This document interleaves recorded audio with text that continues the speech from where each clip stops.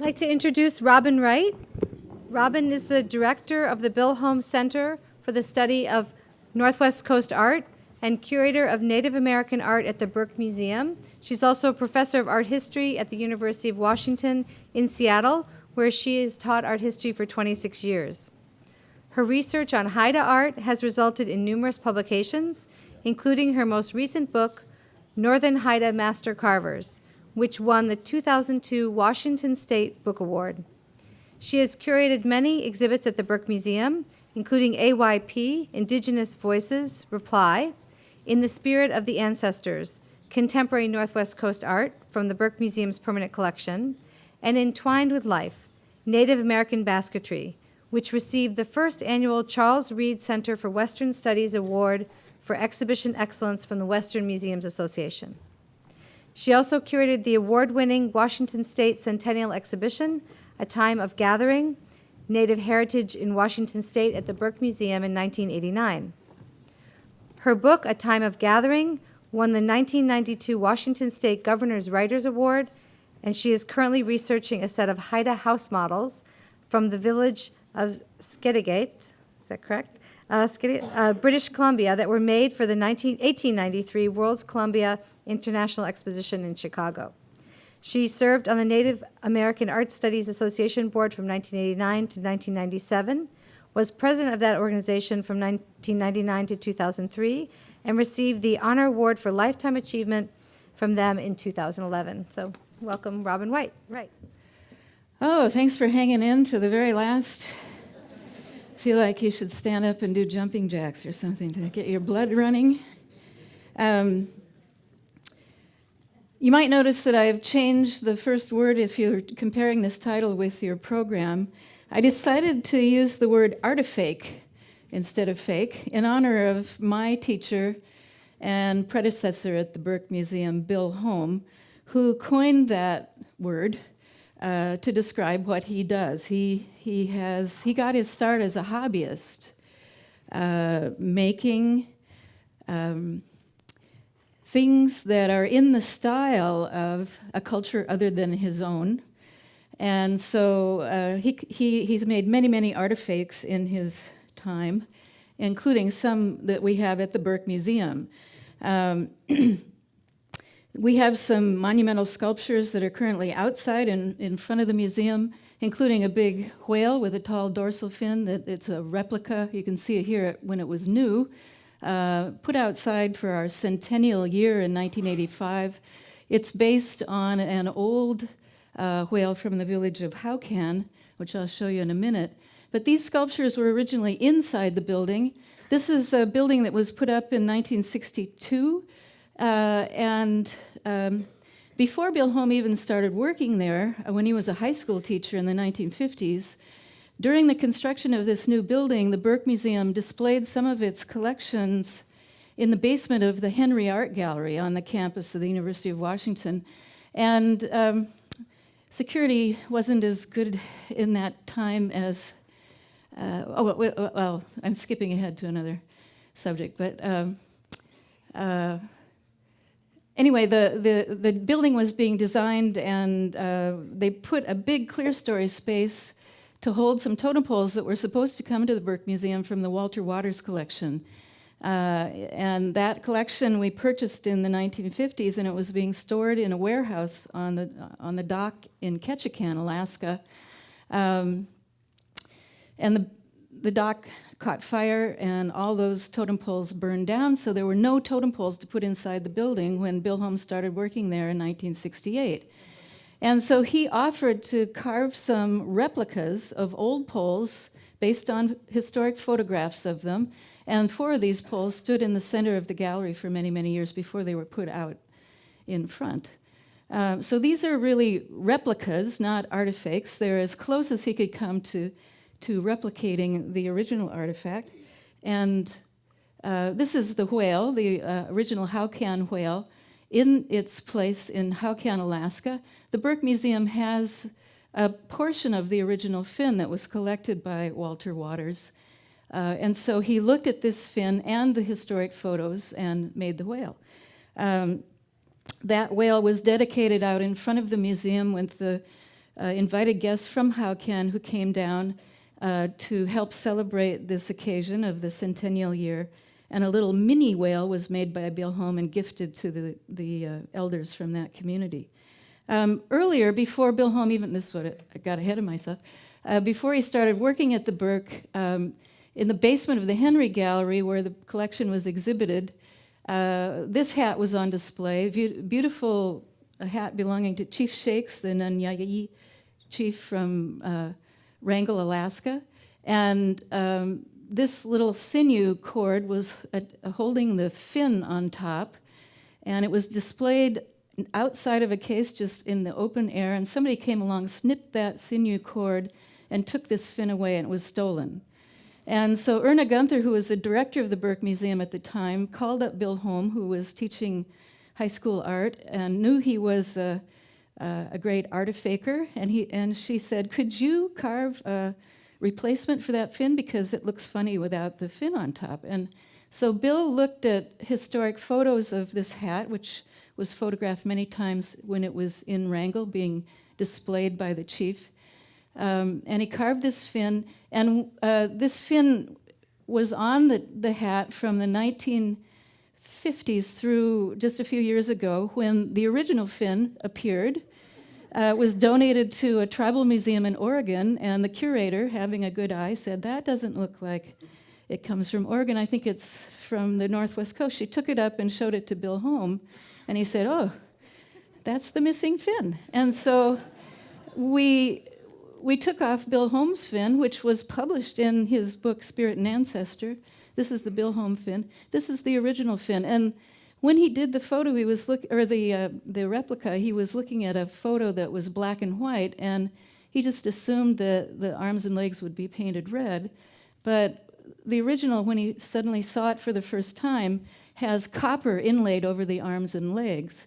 And so he was surprised to find that when he was seeing this in a black and white photo, he just didn't realize there were copper overlays. So in any case, if you come to the Burke Museum today, you'll see this on display attached to this hat, and this is in storage. So we're glad to have it. Another artifact, this is the ultimate artifact made by Bill Holm as a fundraiser.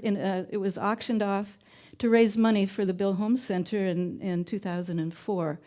It's sold for quite a bit of money, and I'm pleased to say the donor, or the man who bought it at auction, turned around and immediately donated it back to the Burke Museum, so it did not get on the market. But Bill Holm has, for his artifacts, he always burns his name, Holm, very deeply into the piece. So if it, for some reason, were to get out on the market, it would be very difficult to remove his name. He doesn't make these things for sale, but he has made a number of pieces as gifts to his friends, who are Kwakwaka'wakw people, families, who use these ceremonially, and these artifacts by Bill Holm are now part of the ceremonial regalia of many Native families, and they're passing them down as heirlooms in their families. So is this an authentic piece? No, it's an artifact.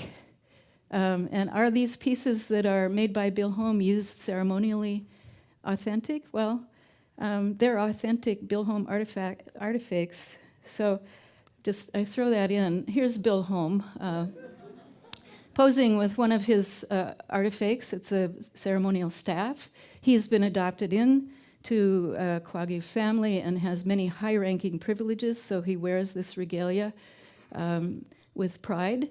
And he's most well known for his book, Northwest Coast Indian Art and Analysis of Form. And this was published in 1965, and it has become a how-to book, how to make these very elaborate two-dimensional designs from the northern Northwest Coast. He really wrote it as a way to analyze and give a terminology to this complex art style so that people could understand what they were looking at. He really didn't intend it to be a how-to book. He tells us today that if he had known that this book would become the Bible of people both native artists and artifakers from around the world. He would have titled it differently, for one thing, that it's northern Northwest Coast art, not the whole coast, which extends from the Columbia River in the south to Yakutat in the north. This art style is really just from the far north, the Haida, Tlingit, and Tsimshian people.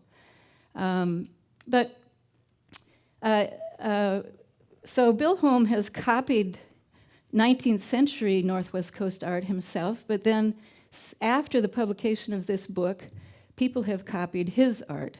And this is a group of drums that were on the market, I think, in the 1980s. And if you look at this one right here,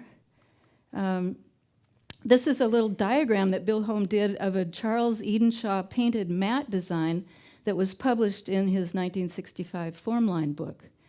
And you can see it's the same sea monster design, but unfortunately the person who did this painting really didn't understand too well what Bill was writing about in the book, because the form lines don't quite follow the conventions that he was trying desperately to describe. You might notice also this salmon in the upper left-hand drum, taken directly from a design by Bill Reed, who's a Haida artist. Bill Reed and Bill Holm were both at the same time in the 1950s and 60s studying old museum collections and working out how this system of design works. And they collaborated in 1967 on an exhibit called Arts of the Raven, held at the Vancouver Art Gallery. And in that gallery, and the other curator was Wilson Duff. These are the three, Bill Holm and Bill Reed, who came together and did this art exhibit. And one of the rooms in this exhibit was dedicated to the artist Charles Edenshaw, who's the one who did the original of that sea monster design in Bill's book. Charles Edenshaw worked in the late 19th century, and he's probably the most famous 19th century Haida artist. And his fame began in the 19th century when people like Franz Boas and John Swanton wrote about him as a great artist, but exhibits like this that featured his art have also brought him to great prominence. And consequently, if you can attribute something to Charles Edenshaw, its value is immediately increased tenfold or more. So in this exhibit, there was a room dedicated to Charles Edenshaw. There were 66 pieces, and our understanding of Charles Edenshaw's style has changed since then, and we now think that at least 20 of those pieces were not made by him.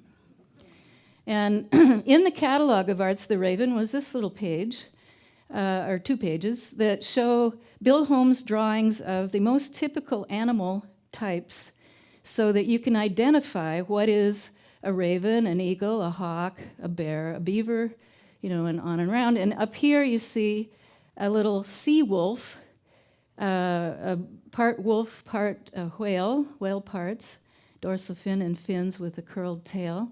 And that little design, published in 1967, showed up on this painted cedar bark hat. It's a 19th century cedar bark hat, and you can compare the two and see that clearly this person who was painting this hat was looking at this design. He took a hat, the first clue that this is a fake, it's actually an authentic 19th century southern Northwest Coast Puget Sound Salish hat. Because of the shape of it, which is this dome shape. We know it comes from the south. It's a nice old hat. But someone painted it after 1967 based on this drawing. And other hats with this is the southern shape of hat, copied Charles Edenshaw's designs. And this is an actual Charles Edenshaw hat, and you can see how the northern hats have this concave and flaring shape as opposed to the dome-shaped ones from the southern part of the coast. But here is a frog design that's been painted in imitation of the Charles Edenshaw design, obviously looking at a photograph of his hats. And Charles Edenshaw's signature was this 4-pointed 2-color star that's on the top. He didn't always use it, but when you see a 19th century hat with that on it, you can virtually say that's by Charles, painted by Charles Edenshaw and woven by his wife Isabella. And this artifaker up here used that two-color four-pointed star on this southern hat to make it look like a Charles Edenshaw. But he may not have had a good picture of the back of the hat, because this is the front of the frog and that's the tail of the frog, but he's turned it into a little face. There's another copy of an Edenshaw frog design on a hat, looking down at it from the top and comparing it with an actual Charles Edenshaw hat. Now, copying designs out of books is something that's gone back in time on the Northwest Coast to when the very first Northwest Coast designs were published. This is it's a chest in the Burke Museum collection that came from the Walter Waters collection, probably produced in the early 20th century, the 1930s or 40s. And it's not very much like the actual 19th century northern chests. This is a Haida chest, also in the Burke Museum collection, and you can see the beautiful formline design we've been talking about. These chests were never the same on all four sides. There was a different design on all four sides, but this one has identical designs on the facing wide sides and the narrow ends. And you can see these lines are thin and sort of disconnected and sketchy, and the end designs look like this. This is a crest design belonging to the Yaculanus ravens in Haida, Guay, and it's a woman in the moon. It depicts the crescent moon and this woman who was picking berries and was taken up into the moon. And it's on both ends of this chest. The chest, by the way, is not bent wood. It's lashed on the corners, where an old chest would be bent out of a single plank for all four sides. So where did this come from? Well, that woman in the moon design was published in a couple different places. This is John Swanton's Ethnography of the Haida, published in 1905, and this is a James G. Swan article published in the late 19th century, and you see the same pattern here. It was probable that chest painter was looking at this one because the face of this woman is a raven, and so it could have been a native artist working in Ketchikan and trying to produce things for Walter Waters' curio shop, looking in a book and painting it on there. Is it authentic? Well, you can decide. Here's another example of a Haida, an old 19th century Haida headdress frontlet, carved by a man we think now his name is Simeon Stilta, one of the many artists that were mistaken for Charles Edenshaw back in that Arts of the Raven exhibit.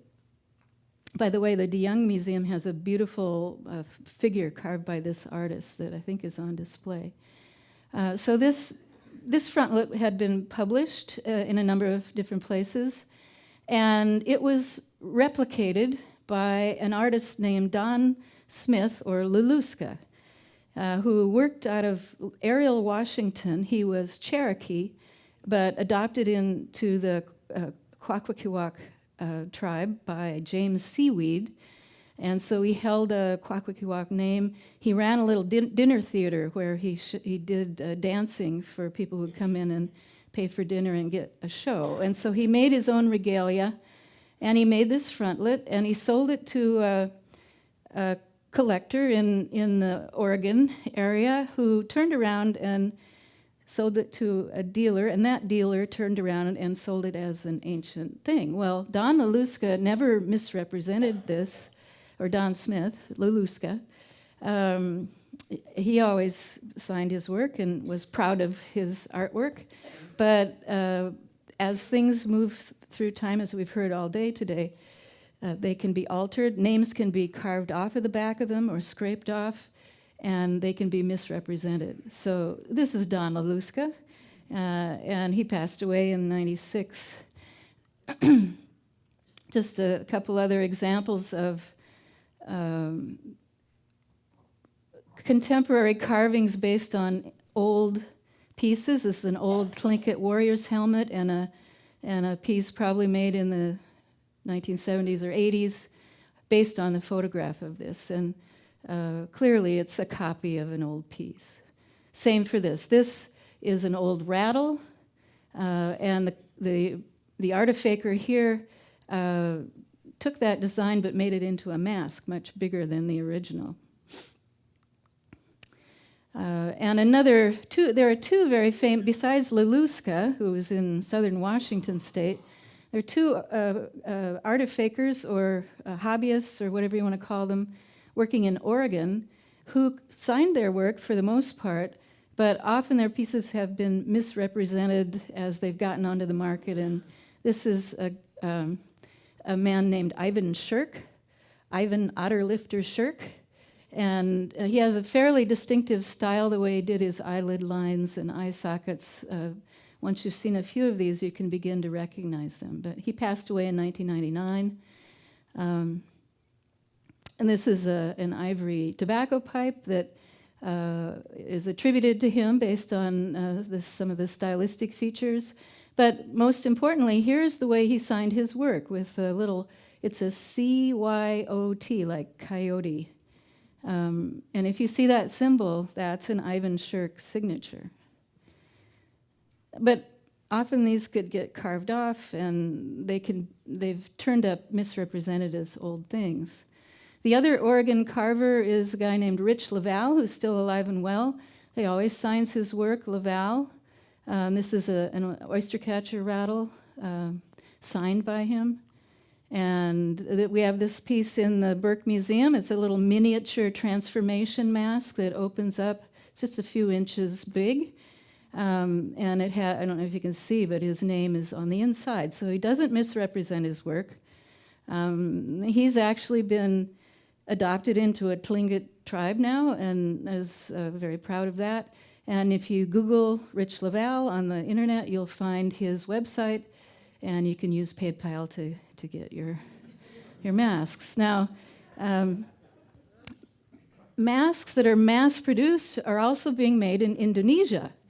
And in Bali, there's apparently a Northwest Coast art factory that's cranking out lots of masks. They're fairly close replications of actual photographs of masks. This is a very recognizable tribal style from the Hiltsuk people in British Columbia. And I was trying to find the original mask that this was based on, but I couldn't find it. But I'm sure it's out there somewhere.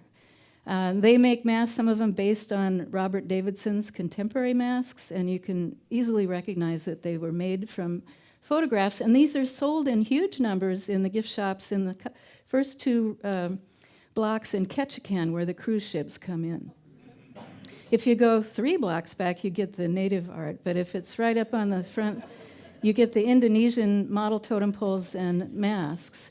And this is a very sore point for the artists today who are seeing the market being sucked away and made for sale to these tourists who are not educated about what they're buying. And so we try to educate people a little bit. So Carol earlier talked about the famous bone carvings that were being made by a Japanese carver in Paris. And I'm going to show you a few that are also a very recognizable style. These hit the market in the 1970s, and lots of them showed up. And many of them were purchased from the dealer John J. Kledgman that Carol mentioned, who was a New York dealer. They're still being auctioned off. This is a recent auction catalog from 2008. And you can recognize this little guy here. They're said to be, Haida amulet from the Northwest Coast, but no date. Well, they date somewhere between the 1930s and 1960s, from what we gather. And some of them look like oyster catchers. If you know what an oyster catcher is, it's a shaman's tool with two animal heads and a human face in the middle. Here's an actual oyster catcher. So you can see there's quite a difference between the Kledgeman artist or the Paris Japanese artist, whoever he was, and the authentic 19th century piece. And they're pretty easy to recognize. We've got some of these in the Burke Museum. We actually encourage collectors who have these fakes to donate them because we need them for comparative purposes, and we're a teaching institution, and we're trying to train people how to recognize the authentic and tell the difference. So again, this is another one from that same artist, a little bear amulet. And here's what an actual 19th century bear amulet would look like. It's fairly easy to age ivory and bone by just putting it in a cup of tea for a little while and it darkens. But you'd never get this really rich, real patina that you would see in an old piece.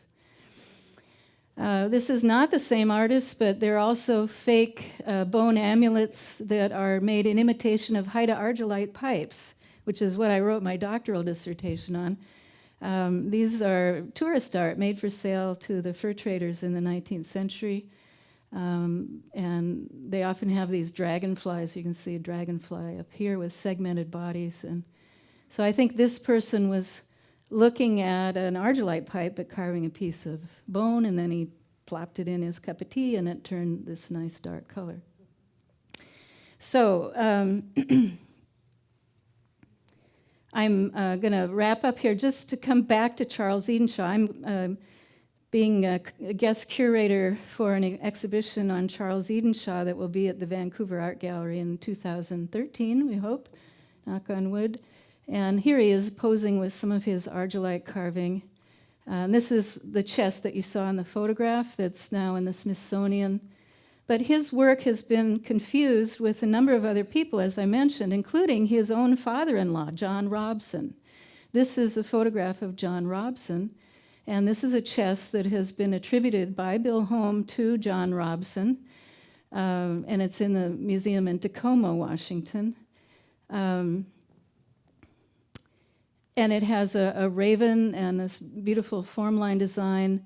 There's a story of a raven who, a precocious little guy, he turned himself into a human being and fooled a village and went around and plucked out one eyeball from each person in the village. And this is Raven in human form with his basket of eyeballs on the top. And if you could look at these little faces, that one of them, they have one eye open and one eye closed. So they're all missing an eye. Well, Bill Holm wrote an article in 1983 called "Will the Real Charles Edenshaw Please Stand Up?" And it was attempting to differentiate the style of 6 different Haida artists who had been mistaken for him. And one of the ways he did that is by analyzing the shapes and forms of these, what we call salmon trout heads. So here's the Edenshaw chest and the corner design you see here. Here's the Robson chest and this design you see here. Sorry, these are sort of pixelated, but the diagram shows that Charles Edenshaw's salmon trout head looked like this, where Robson did something very different. He brought this line way up around before it joins to the top of the snout, where Edenshaw's join right at the front.